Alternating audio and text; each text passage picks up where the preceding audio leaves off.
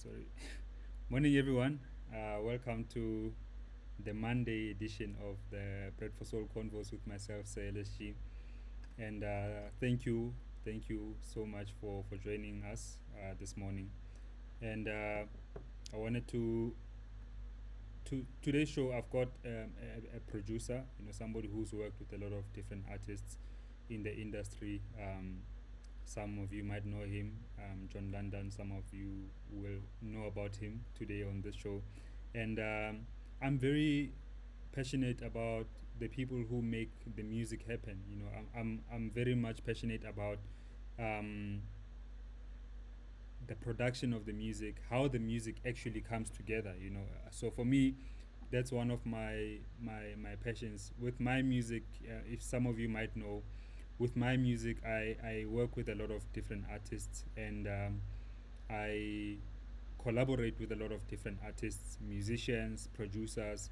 So even if the song might come out as Sir LSG, but if you look at the credits of the song, especially with my music, you will find that there's definitely more than just me who worked on the music, and that's an important part of what I do, an important part of the music that I create. But it's also an important part of the music created by many people. So we never get to know who does what in these songs, but when you start learning about the people in the music, I think it opens our minds as well to other work that takes place within the creation of music. And I'm glad this morning to be joined by John London, who has worked with artists like Questa, Busi, Nak Music, Chima Music, Tapsi, Kid X, to name a few.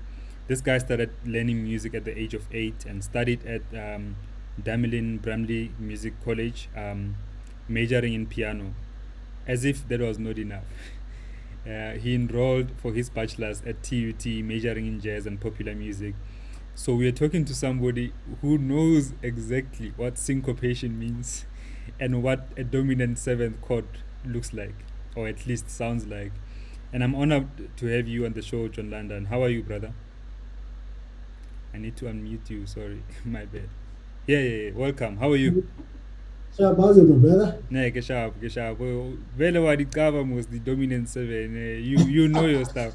I start, man. Guys, studied jazz and all that stuff. So, yeah, I'm quite familiar. Was I mean, you didn't tell me, but was someone like Pule Makona a lecturer for you? Hey, that was my lecture actually. Nanduta piano, yeah, man. So, yeah, big ups, Bill. I have lots of respect for the guy, I have lots of respect man. for him too, man. It's amazing how small this world is. But yeah, anyway, welcome, brother. Welcome. Thank you for spending your time with us this morning. Okay, okay. So I want to start first with your name, John London. How did you come up with a name like this? And also, I'm interested to know: have you ever wished that you had a different name? Yeah, showcase, man, because my name, like trainee, in on Sepedi, growing up, I was teased a lot, because people train you like the animal, So, but so growing up, it was tough. That's why I wished I had a different name. So, um, but there was a time I think I was in like grade 10 or 11 or so. Um, my neighbor, cousin of my neighbor actually, would pull through the school holidays. He was a producer, Zunani, that's his name. He'd pull through and then he'd ask me to session, play on some of his house beats. Then I'd go every now and then as I'm playing, he'd be like, hey, John London. But he wanted to say John Legend, because John Legend put that up there. So he kept making that mistake over and over again until it was stuck with me. And then it was later on when I'm becoming serious about music, and I thought, I'm looking for a name, a name that could sort of sell me as a producer, artist, whatever. And it just came back to me, and that's the name I went with. Cool. Someone on Facebook has just asked. This is Refilwe Shinta.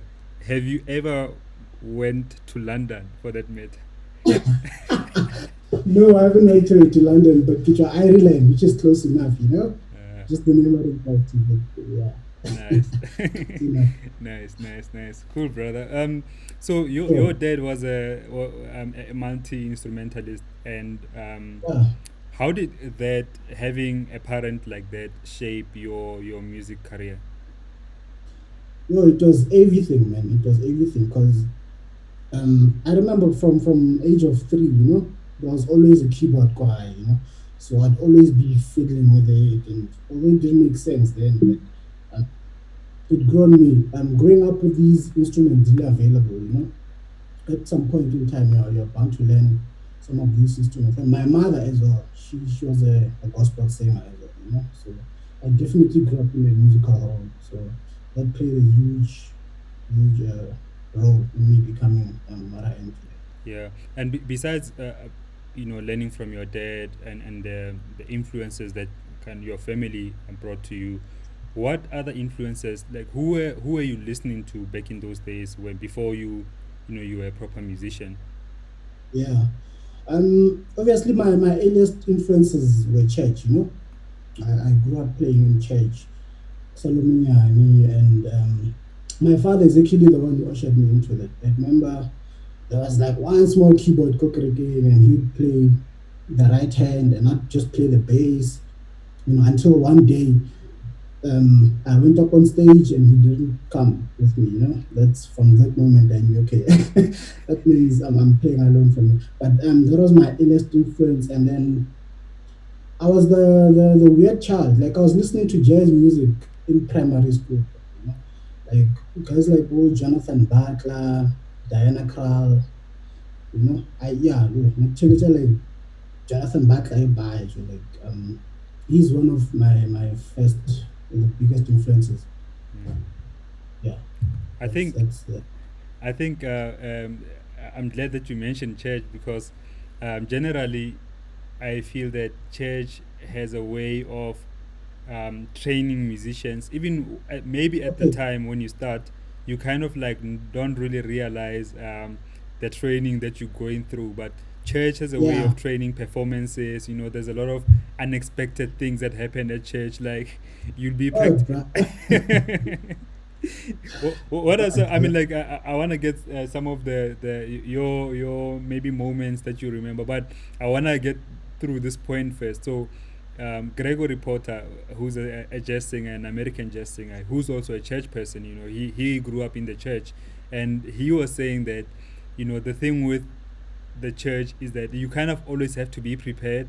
Like as a keyboardist, the pastor o kgona go ntsha pina in another key, and you kind of have to you have to quickly get in Oh, there.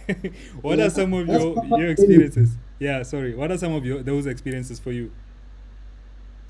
Um, well, there was one. I remember Kolbachum, there was a youth camp. Yeah, but yeah, that was a bad moment. Man. Kolbachum, and then youth camp.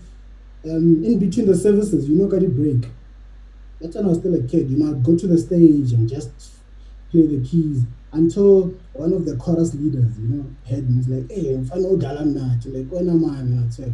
But there was a guy playing for the conference initially, and that guy decided to let this young boy play, at this conference. But I had no idea like what this keyboard is. I've never used it, and this is a hall like like hundreds of people, and then the next service I get on stage, and then I'm supposed to play the whole service. Now I don't know this keyboard. I don't know what's going on. Like the whole praise and worship went by like this Agala a single song like properly, and I was embarrassed in front of all those people until the pastor came on stage. He's like, "Hey, Kopela Dama Nagala before Agala, because this guy,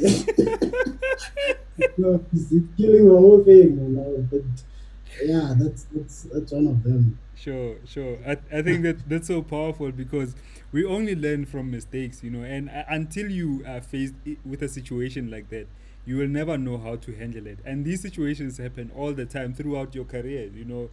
Yeah. For sure, for sure. I want to get into so in you graduated from TUT, with majoring in jazz and popular music. What Yeah, impact yeah. does formal education have in a career like yours, especially somebody who kind of knew that they might end up doing pop, they might end up doing house music, which might not be necessarily seen as a serious form of music? But what does Mm. this formal education bring into your career? Um, it brings a lot, man. It brings a lot. Definitely, um, professionalism. You know exactly what you're doing. Like once you sit on the piano, you have the theory as well. You're not just playing from um, kind of from memory also, but there's the theory that we're taught at school, like you were mentioning, these major sevens and whatever. You know exactly what they sound like. You know when to apply them, when to omit them. So yeah, it's a whole pool of knowledge, man, that you sort of have an advantage in a way to yeah to stand out. Sure, sure. And Yeah, so in 2016, you worked with Questa on the king of African rap. His yeah, that's how album. he calls himself. Yeah, yeah, Rightfully. yeah. Dakar, rightfully so, man. He definitely. Um, and you produced that massive hit song "Spirit" featuring Wale, which Yeah. we get to unpack in a bit. But how did you hook up with Questa in the first time? Meeting Questa. Shout out to Chill AMG. That's one of my brothers in the game. There was a point Questa was looking for a band. He was looking for a band, and then Chiro just has a way with people. He knows how to play the game like proper. So I think they called him first, and then he had to put a band together. So I was one of the guys he called up, and then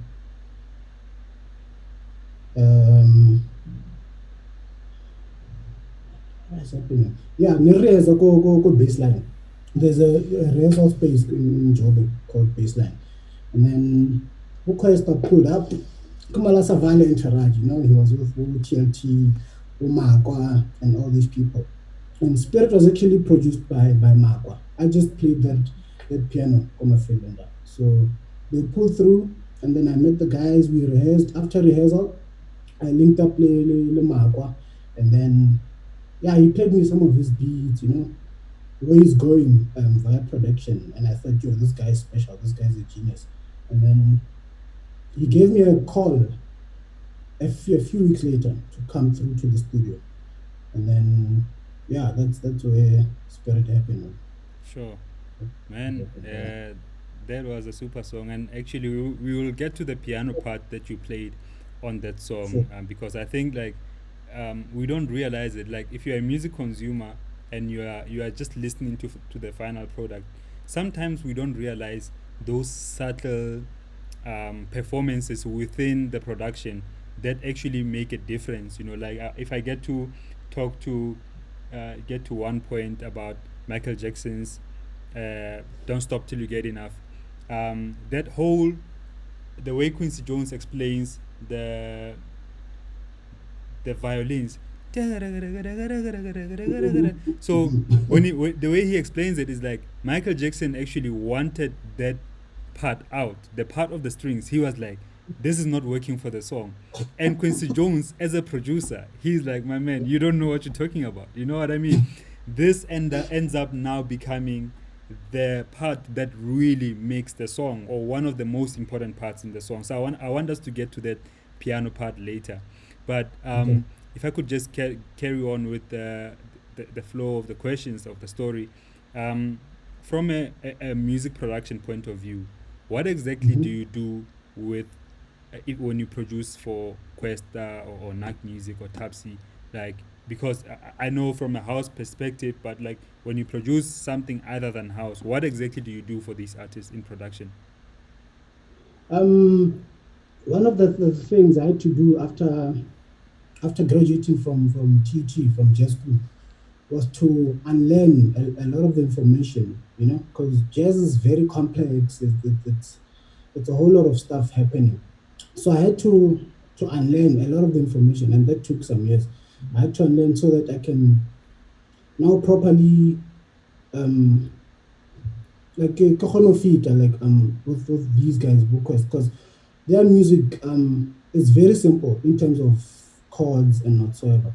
So I try play the simplest of chords, and they are in the business of selling music, so you also have to try and figure out what sounds could sell the song, um yeah, that's mostly what, actually simplifying everything, that I'd say that's the key Sure, for me, yeah, sure. these days.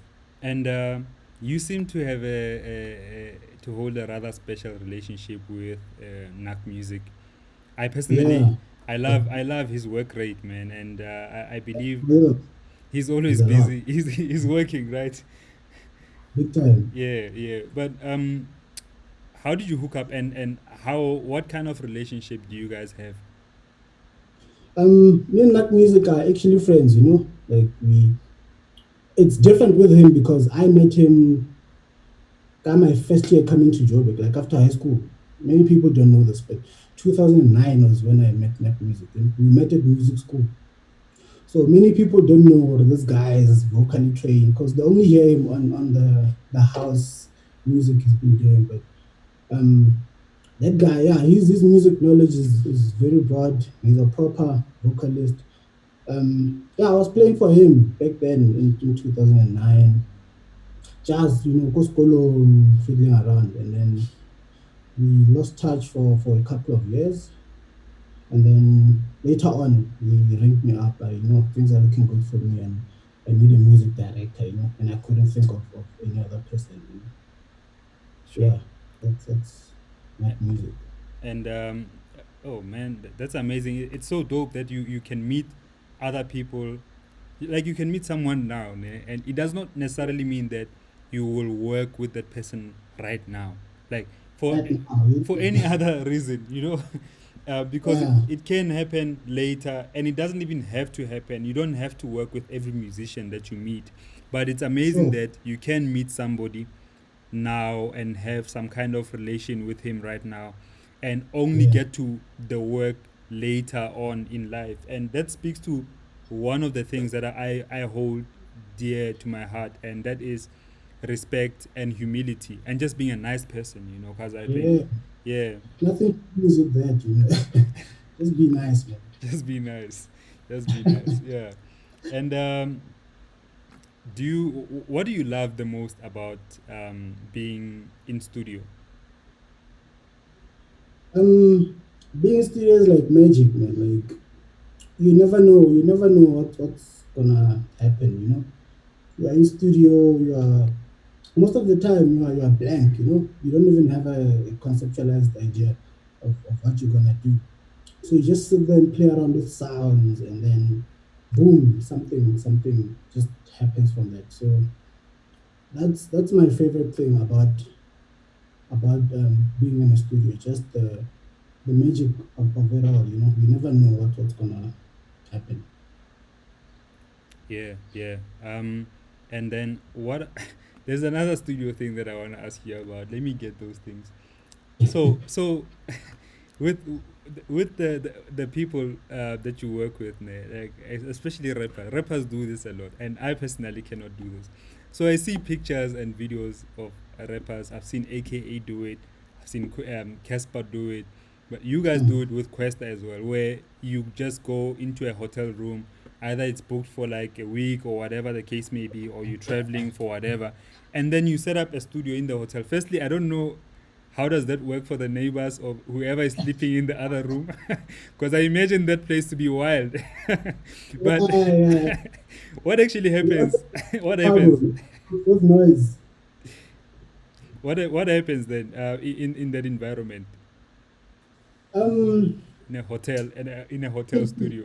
yeah, in a hotel, it's like it's genius that thing, man, because we've realized already when we schedule for sessions, sometimes we can get there and no solid idea comes from that session. But if you're stuck with these people day and night, for like a week or 2 weeks, imagine what's gonna come out of that. That's what happened with album Kirex. We went to Sun City, just to produce that album. It was me, Marquardt, Kirex, I think Mota was there, Chego AMG. We just locked ourselves, go Sun City, and then great songs came out of that, man. Like Danu Muntu came out from that. Um, and I think Anki was done before, but the whole other bunch of good songs came out of it. For Questa as well, Ketile came out of that session that we did, Kohartis. And Jan Jani, his new single that just dropped now came out from that. And many other songs that are still gonna come out on his upcoming album. So it just works, man. It works. It gives you an opportunity to come up with more ideas, and yeah, Yeah, that's what we do. I think house guys should also look into that because trust me, bro, like just fun. I think I will. I'll definitely try that, man. Because Yeah. the way what I've seen, I work a lot with Tandin Tuli, who I have on the show this coming Thursday, Uh, and the way we work is that sometimes we will have a session set up, and we'll spend an hour or 2 hours catching up, before the session actually happens. And by the time we get into the session, somebody has to go, or some other reason, maybe the time is up, or we don't even get into the flow of things, like you say. So I yeah, think, yeah. You're just getting out from the noise, the city noise, and just going to a place where you won't be disturbed. There won't be wives calling. There won't be none of that. You're just free to make music. sure, sure, and I think that's powerful, man. I've got another thing here that I hope that you can hear it, but I'm sure you will. I'm gonna play it for you. So it's a note from a friend. So Okay. let's listen in. Yo, good Yo, people, good what's people, good? what's Yeah, good? Chama Yeah, Music Chama here. Music here. Yeah, man. Yeah, man. Today is John London's day, so yeah, I'm gonna tell you guys about how I met with John London. I remember, I think it was around year 2014, 15. Let me say it's about 2013, 14, somewhere there. Yeah, the guy had a video posted on YouTube and Facebook about he was actually playing piano and producing a house song there.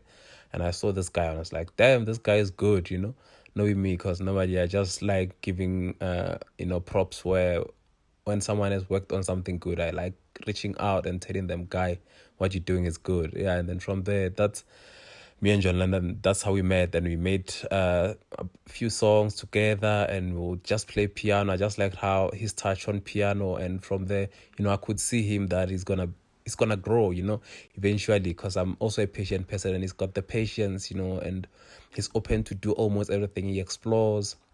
So when I saw him now producing different other genres for other big artists and stuff, I just knew that, okay, now the guy is reaching towards exactly what I envisioned of him when he started doing some hip hop beats for the guys and playing piano, performing on stage. I saw him basically living his dream, because that's what he studied at school also, which is music at UT. And you know what, man? I think the guy deserves more props and more recognition. And I feel like he's still gonna work and help a lot of people in the industry perform for them, produce for them, and stuff. I see him growing. Uh, in the next few days, I think everyone needs to know John London, the pianist. The musician, the musical genius. He's got quite nice ideas, man. And he's also humble, because I'm also just attracted to humble people. So I stick around people who've got humility. He's got humility, man. Big ups, John London. Yeah. Yep, yep, yep, Yeah. That's my brother, man. for sure. You guys worked on you worked you were part of his album, the award-winning album that he produced in I think Yeah. 2015, Yeah. 2014. I mean, my most important, well, my favorite clip, or my favorite song that you produced with Chima is I Choose You, Yeah. featuring Yo. Afro That's a Traction. beautiful piece. Yeah. Beautiful piece. Do you wanna show us the progression for that song, if you don't mind. Let's, um,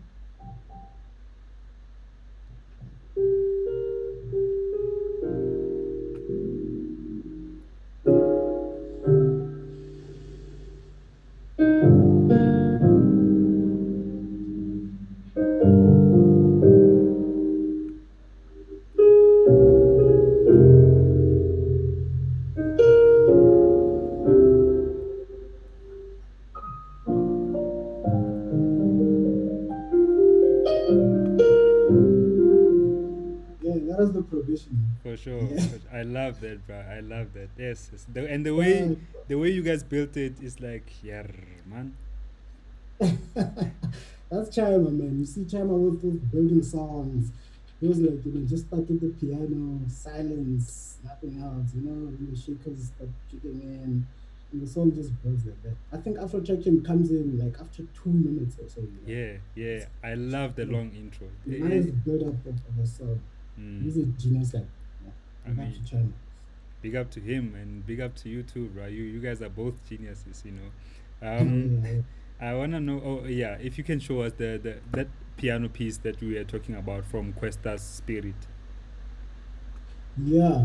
So when I got to studio, Marco had already done. The song was almost complete, really. He had played,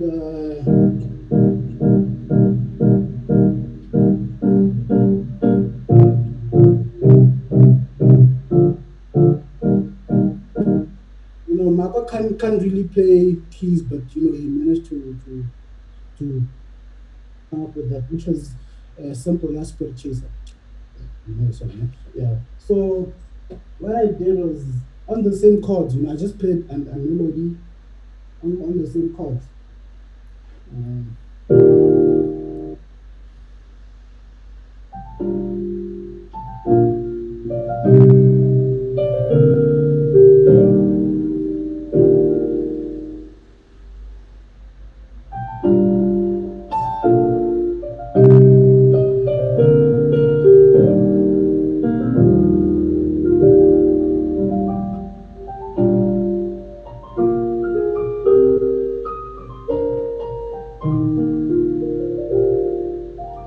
yeah, that was the piano piece that made me famous, man.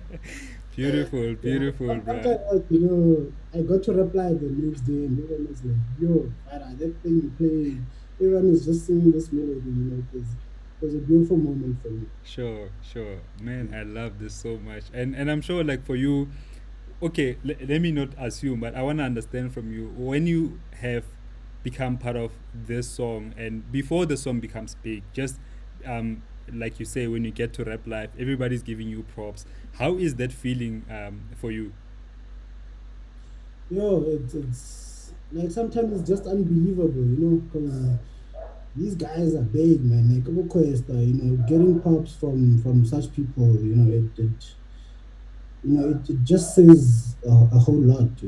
It gives you a lot of confidence, you know, and yeah, it can easily get to your head. But yeah, fortunately, I didn't let that through to me. Yeah, I was just humbled, man, by such props, from these guys. Sure. And bro, Yeah. I want to talk about a moment in your life where it was difficult. You were involved in a car accident. I think it was 2016, and Mm-hmm. I can imagine, like just from seeing the pictures, that it was a difficult moment, you know. But how badly hurt were you from that car accident? Yo, well, it's actually a miracle that I'm alive, because I broke a femur, my left leg. I broke my hip on the right, my lung as well. My lung was punctured, and I had very bad scars on my face. You can see I have like some scars on my face. So that was yeah. I don't know how me and States, because I was with States, one of my closest friends. We were just driving to Mokopani, and next thing we're waking up in the hospital, and yeah, it was yeah, it's hectic.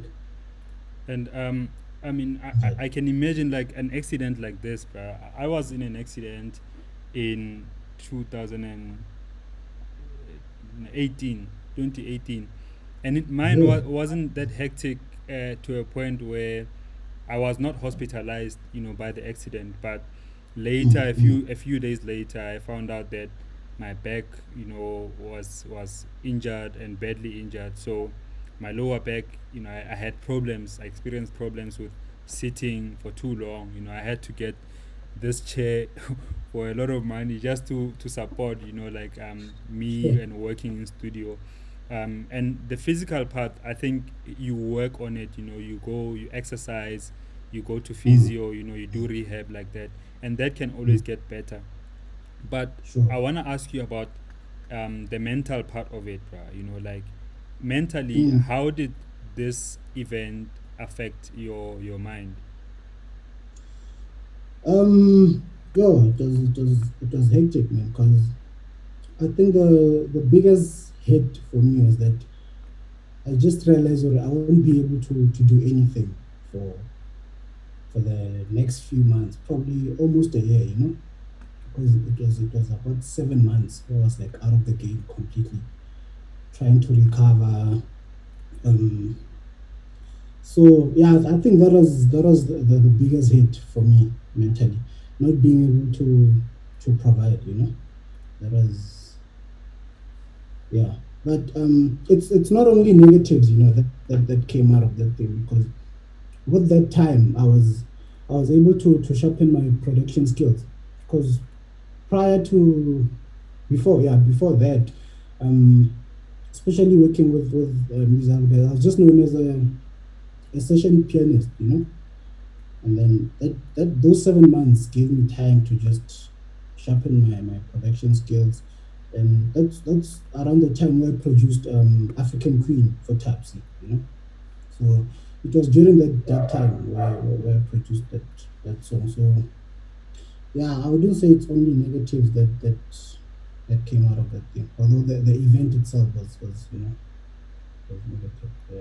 Yeah, I like that so much. And the reason I say this because I think there's always, regardless of what happens in your life, whether it's negative or whether it's a harsh event, most of the Mm, time we are not in control of what can happen to us, in our mm, lives, like a car accident or some illnesses. We might not be in control of those things, or losing a loved one.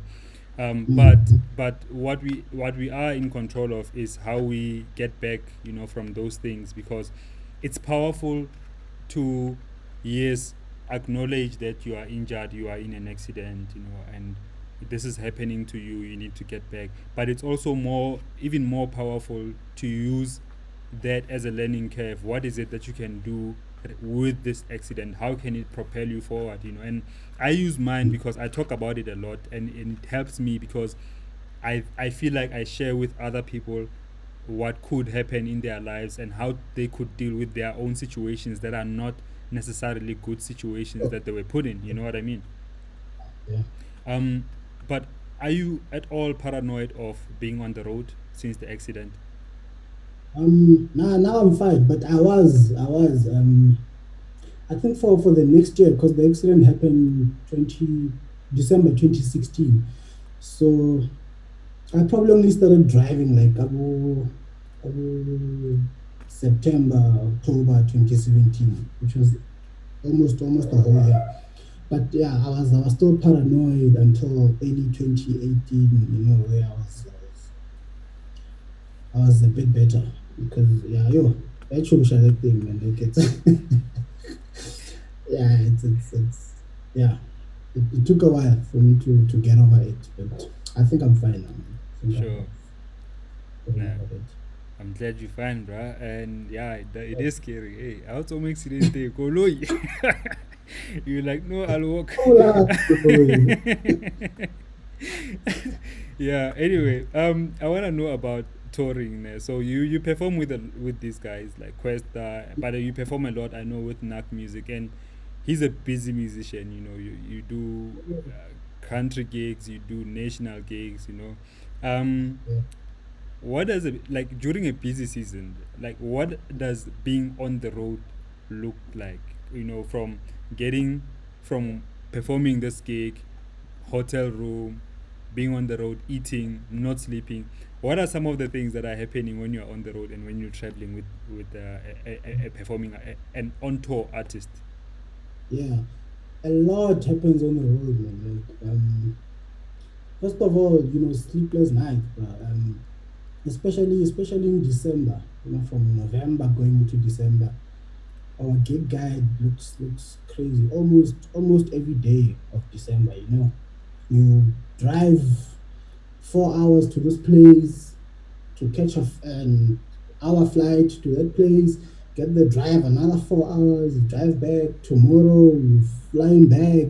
Like it's just like that. So, but it's fun overall, man. We create an environment, that we can have fun. On stage, off stage. Sometimes try even to make music. In between, like when in hotel rooms. Although that's not very successful because the schedule is just too hectic. But yeah, overall, it's fun. I mean, it's what I love doing. So yeah. Sure. And Mhm. tell us about the you being on stage. Like, what is like? I want to understand, and I want other people to understand the joys of being a performing musician, and being on stage. Yeah.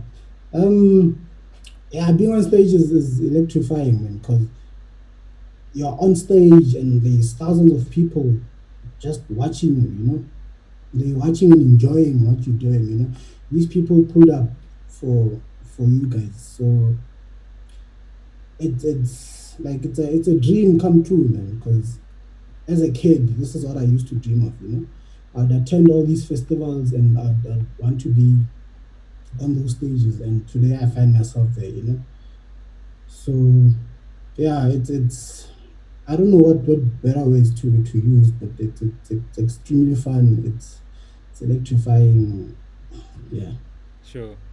Um, if we could talk about money for a bit, right? So, Yeah. um, I I've I used to hold a view that, man, like, does a musician why would a musician be comfortable with being a musician for another band? Like, I used to have that thought, like, but nah, man, you can do it yourself. Any musician, if you are in a band, you can do it for yourself. But Mm, my view changed because I was only thinking about being the front person and making money from that. But you can mm. be a band musician and make money from that. So Yeah, how global. yeah. How do you earn money from the two jobs? If I could start firstly with you as a producer and you producing a Yeah. song. If you produce a song for Questa, what does the money of that look like? Where does the money come from with regards to that? And similarly, the money from performing, like, how does that look like? Mm.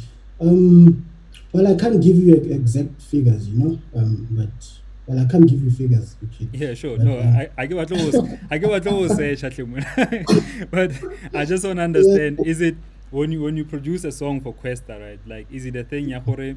You also get paid royalties. Like, are you part of the publishing? Are you earning in that regard? And when you're performing, are you also earning from a performance fee, or is it like a monthly thing? Like, what kind of deals happen in those situations?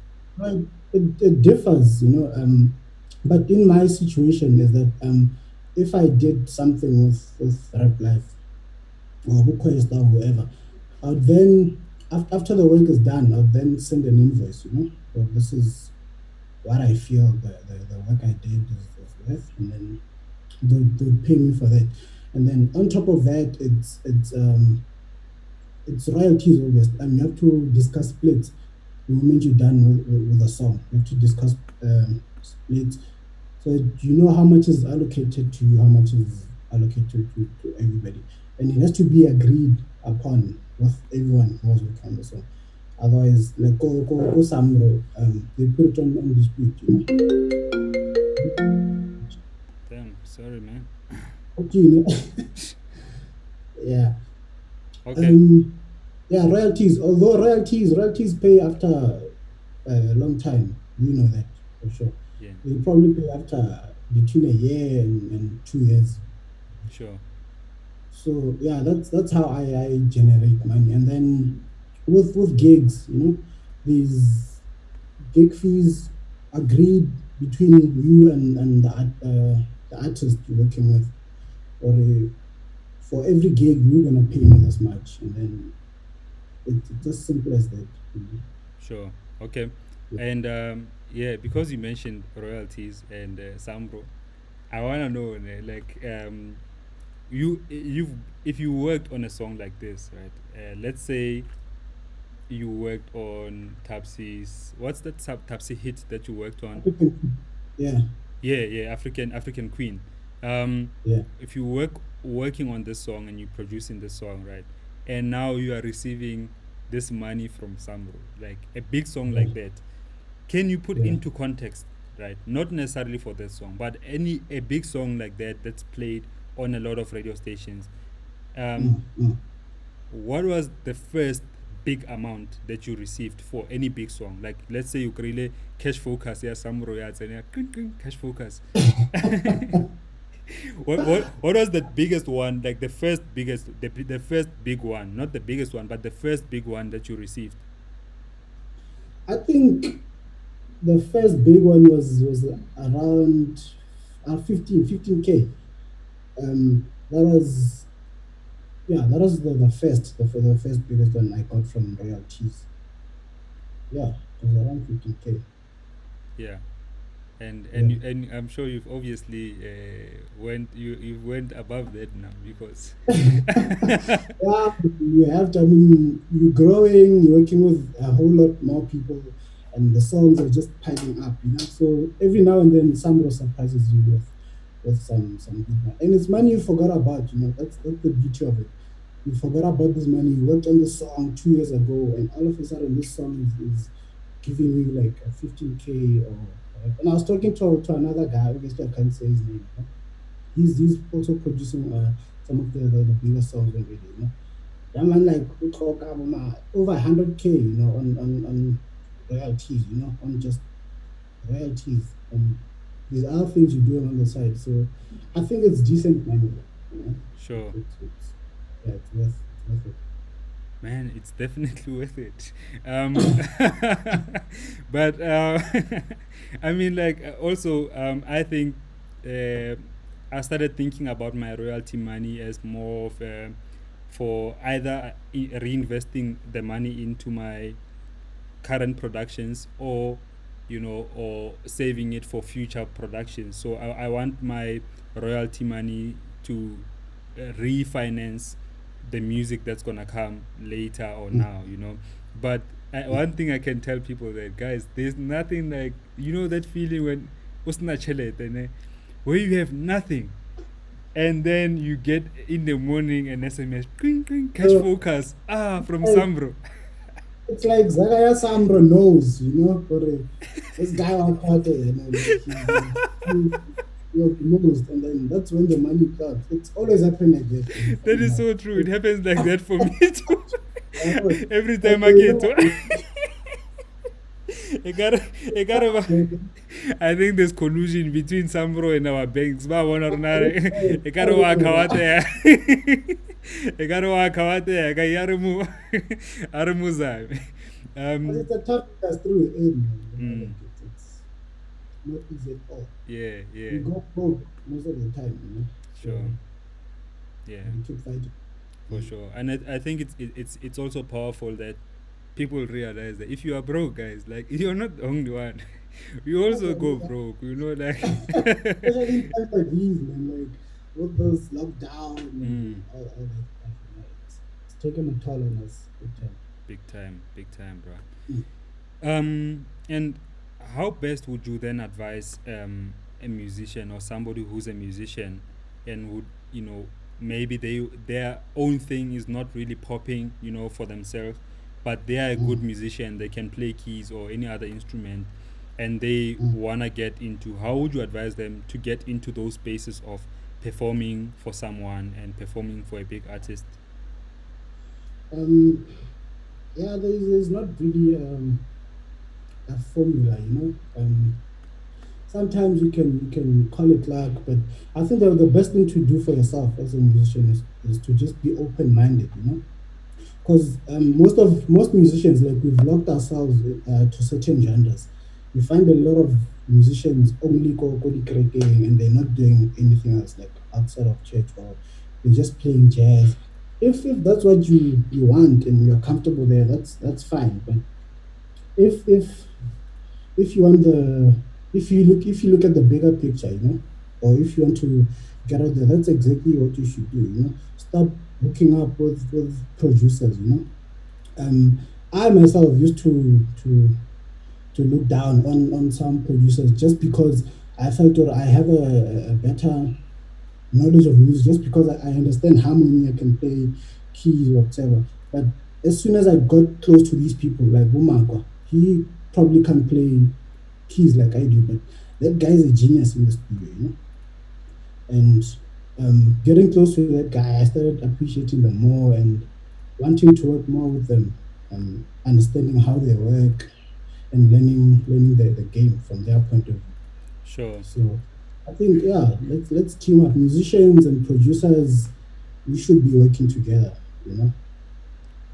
And the ska charger, you know, because we all we all hustling. It doesn't make sense for me to sort of charge you to do something when we're in the same space hustling for the same thing. And Mm. we know the struggles. You know, the best thing is to just team up. Musicians, producers work together and see the beautiful music that's gonna come out of all this. Sure. No, Yeah. I truly respect that, my man. And but I also must say that it doesn't mean that anybody can hit you up. You know, like I think like when when we take chances, I like to take chances. I always ask. I'm never afraid to ask anyone. Like I'll ask whether they know me or they don't know about me. I will ask if I need help or if I want a collaboration. If I wanna ask for a collaboration, I will always Mhm. do that. But I'm Mm. also wary because you know I can. I mean I can, but I will probably have very small chances of success if I'm gonna approach my biggest inspiration is Gregory Potter to for a collaboration. I'll probably get it, you know, but there's other work that I need to do on my own to get to that Okay. level. You know what I mean? To get respected. So it's Yeah. important that yes, you can see. Okay, I think John. I mean, me and you. I believe that we can work together. You know what I mean? Like I could do stuff Okay. for you. You could do stuff for me without charging each other. But I don't think I wanna Yeah. do a remix for somebody who has not put in the work for Yeah. free. Yeah. For free. You know what Yeah. I mean? So So I you're just basically saying what levels not levels or in terms of importance, but levels in terms of work that you've done. I okay, believe now I that get work that we have done is speaks more. You know, it has to speak for you. okay.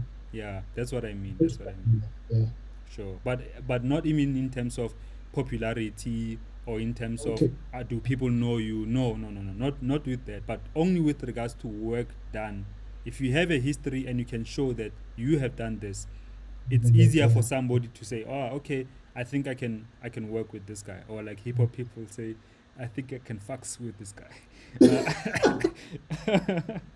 uh, I wanna get through one question. Sorry, I couldn't get to a lot of questions, but we guys we're gonna include this thing in the shows where Okay. we see the questions that you're asking in the comments, and we get them onto the show. So there's one person who asked the question, and it's from Sanele Sanza Gumede, and they're Mm-hmm. asking, he's saying, "Oh, I haven't been hearing John's music lately. Any EP or album coming this year?" Yeah, showcase. I'm definitely working on music. Um, although I must admit, Ori, I was a bit conflicted, you know, within myself. I've worked in so many genres, so many people. So in terms of sound, you know, I was just all over the place. I didn't know exactly where I belong in the game, or you know, what am I gonna do. So I'm still trying to get my music together, because I'm trying to put an honest project out there, you know, that speaks of who I am and all of that. But I'm definitely working on music, and I'm gonna release it. Yeah, I'll keep you guys updated of when I'm dropping something. Sure, I definitely can't wait for that. I've just sent to Yeah. you on your WhatsApp now. If you wanna open it, there's two pictures, and this part of the show, it's another new addition to the show. We're calling it "Explain These Pictures." So if you can just open up your WhatsApp, and I wanna know something. Did you see them? Okay. Did you Yeah, see I'm the thing? looking at it now. Okay, cool. So let me show the people what the pictures that I'm talking about. Can you dance, my man, or you just messing with us there? Pictures can make you look cool, man. Pictures can make you look like you can dance, yo. But I can't dance to save my life. But like my friends know, but I like not pie in that department. But this was in East London after a night music gig. Um, the pic where there's three of us on the left, that's Buddha. That's one of Nat Music's dancers, you know. On the right, that's another close friend of mine, Kilimanjaro, dope producer as well. Dope producer. So this was after the gig, and we just killed the set and we're just having a good time with the crowd now, on the crowd side. So yeah, I love that. I that's love that. Another picture coming through. What is happening in this picture here? this was one of the sessions we did with Quest in Hartis. So we went to Hartis for a week to work on his album, and that's me and Mark. In between sessions when you're taking breaks, you just go crazy. We were just on a trance there, Joe. Like we were just taking videos, going crazy like it's a party. Sure. So yeah, that's us jumping up there. Yeah, that must have been a dope song that you guys were working on there. Must have been and Gentin, the one that just dropped, Nana, Nice, obviously. nice. Yeah. So you have worked on a lot of hit records, man. And which piece of work makes you feel like the picture that I've just sent to you now?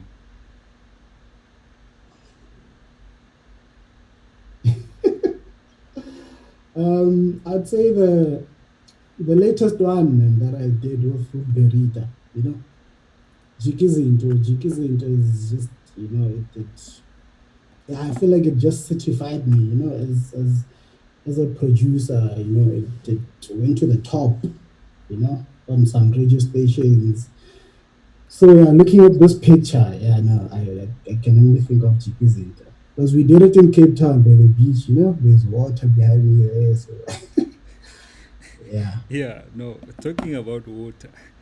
I'm sending you another picture. Please explain now. Tell me, am I right or am I right? This guy cannot swim. Of course I can't, man. I'm black, brother. Yeah, but that's one of the things, I need to get out of the way. I need to take swimming lessons. And I urge all other black people, let's go for swimming lessons. It's True, true, true. I remember like one of the earlier episodes that I had with Vinny Da Vinci, and he was telling the story of how he almost drowned in Ibiza because he couldn't swim. So, guys, Imagine, so let we us have to get. fix other people. We have to fix that. Water it's just water, guys. It's just water, definitely. I think that's actually one of my goals. This year after COVID-19, I wanna learn how Dope, to man. swim, and let's hope I don't drown. And last picture, bro. I'm gonna leave you to explain this one. Oh man, that's my grandmother, bro. Like I love her with every bit of my heart. Um, this was a few months after the accident. I was on crutches. And another thing, after the car accident happened, the next day I went to surgery. That's where I'm cheap and fixing up and all of that. And me waking up in the hospital, the first thing I heard was this woman, Rachel, praying. I woke up to her voice praying for me, and you know she's yeah, she has a beautiful heart, man. Yeah. Yeah, she has a beautiful heart. With the least she has, whenever I see her, she'd slip $100, in my hand. I'm thinking I'm probably earning more than she earns, but she does it every single time, with the little money she gets a grant, Hmm. she's an amazing woman. Man, I love that so much. Sure. Um, and my last question, brother, or last two questions. If you had the power to influence or change something in the South African music industry, Mm. what would you change about our industry? Um, Actually, I wouldn't change anything, man. I feel we have one of the most broad industries, and the music caters for everyone. There's music for everyone, and our industry is always growing. Even a bad thing leads to a good thing. Like I'll give example, let's Amapiano. When it started, for me, it was a bit trashy. It was all over the place. Batadaladi piano, when you just click with the mouse and the piano is all over the place. But you look now, how the genre has just matured to what it is, and you can now hear traces of deep house in Amapiano, once Maporisa and Kabza teamed up. So, and because of that, I feel like soulful music is now coming back to the scene, is now dominating the whole industry, So it's like a puzzle, That's the beauty of it, Things lead to other things, and then so yeah, I'm good, man. I'm good with the industry, and yeah, it's what it is. It is what it is, man. And just lastly, my final question: which legendary producers do you look up to? um, there is obviously the old cats, There's definitely Quincy Jones, That guy was just a genius, and he went through genders and time, He's been there since the 60s, Aspanalibu, Duke Ellington, and all these old people, up until the ages of now, Michael Jackson and after. And then the younger producers, there's a guy called D Mile. D Mile, producer for Bo Hair, for Bo Lucky Day, Victoria Monet, all these people, I feel like he's revolutionizing the game in the US. He's soulful. I love soulful music, and he's definitely that. And he's fusing beats with live instruments. Live bass. You hear horns. You hear proper strings in his music. So yeah, I definitely look up to that guy right now. Sure, sure, sure. Mhm. Oh, The that, same bro. as it is. Yeah. Anyway, Brad, I wanna thank you so much for spending this time and sharing your knowledge and Oh, experiences, Brad. however, big up to you, man. What you're doing is dope, fit, and sharing knowledge and all of that, man. I have much respect for you, and thanks for having me on this show. Thank you so much, brother. Thank you so much, and thank Okay. you for watching and for tuning in to this show. If I could, oh yeah, and tomorrow I've got legendary producer and DJ Kanyani, and it's my birthday tomorrow. So hey, I'm hoping to turn up a bit on with DJ Ganyani if I can. But thank you so much for watching. Thank you. Please share the video. Please tag other people who might be keen on watching the video, and let's grow these Bread for Soul convos, guys. And most importantly, let's please remember to always be creative. Peace out.